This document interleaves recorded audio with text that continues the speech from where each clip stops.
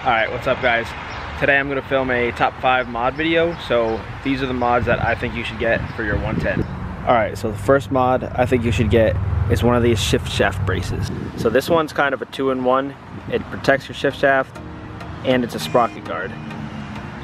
So with the sprocket guard here, you won't have to worry about your chain coming off, breaking, and cracking your case. Alright, mod number 2 would be your suspension. I got a D&M 350 shock up in there. So if you weigh anything over 100 pounds, I would recommend getting a rear shock. And in the front, I have the BBR dampers and springs. It does sit a little higher, but it definitely helps with your suspension if you plan on jumping this thing and riding it as an adult. The third mod I think you should do is your handlebars. So the stock handlebars that come on this thing come in probably a little bit more and they're lower.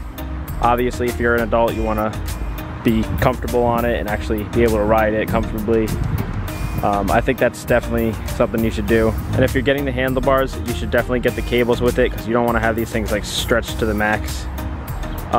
T-Bolt makes a kit that comes with the handlebars, the cables, and the brake lever. The fourth mod I think you should get are some foot pegs, some wider foot pegs, and foot pedal. The kids' foot pegs are probably like half the size of this, and they're uncomfortable. Also with the brake lever here, you'll be able to do wheelies better and not have to worry about it being like out here. You got plenty of room under there.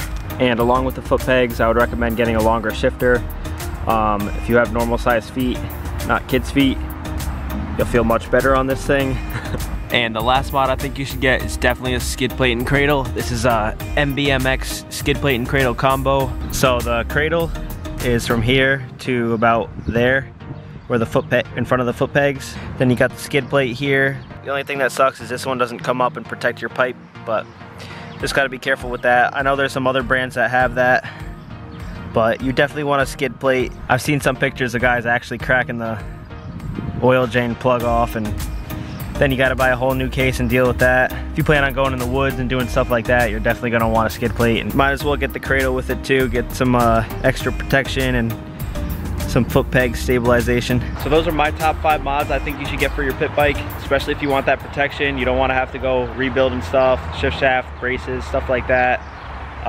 Definitely invest in that stuff. I'll link everything that I mentioned in this video in the comments below. If you have any suggestions on what I should do to my pit bike, leave it in the comments.